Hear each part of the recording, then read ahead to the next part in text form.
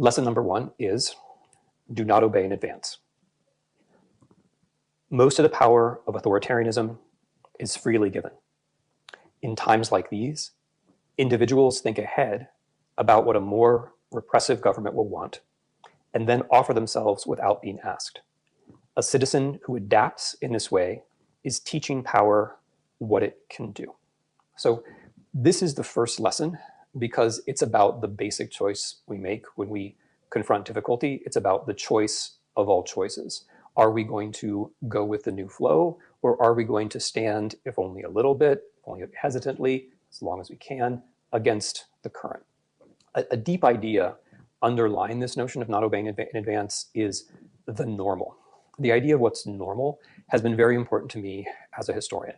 When, for example, I worked on the Holocaust and spent some time researching rescue in the Holocaust, it became clear to me that the people who actually did very good deeds described what they did as normal.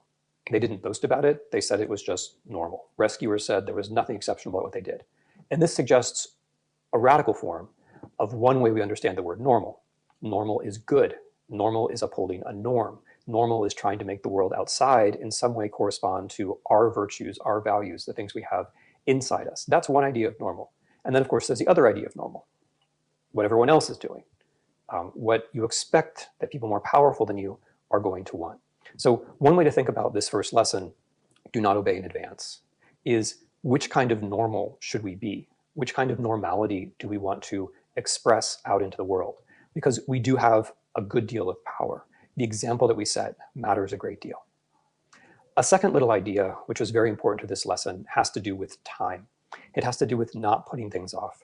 Because one thing you do when you do not obey in advance, one thing you do when you recognize a situation as abnormal is that you're laying down a marker. You're laying down a marker in time. You're saying, from this point forward, I'm not going along. And this is very important because the longer you wait before laying down your marker, the harder it's going to become. The longer you just let things go, the more you're going to be tempted by the new normal. The more you're going to use a bad word, normalize. The more you're going to use your own moral, psychological, social resources to make the negative changes around you seem normal to you and normal to everyone else. And this, of course, is what has happened. Not to a few thousand, not to a few 100,000, but to millions and millions and millions of Americans since 2016. There are plenty of things that happened during the Trump administration where if we had made a list and said, would you tolerate that? Would you tolerate the president endorsing or the Russian intelligence services over his own?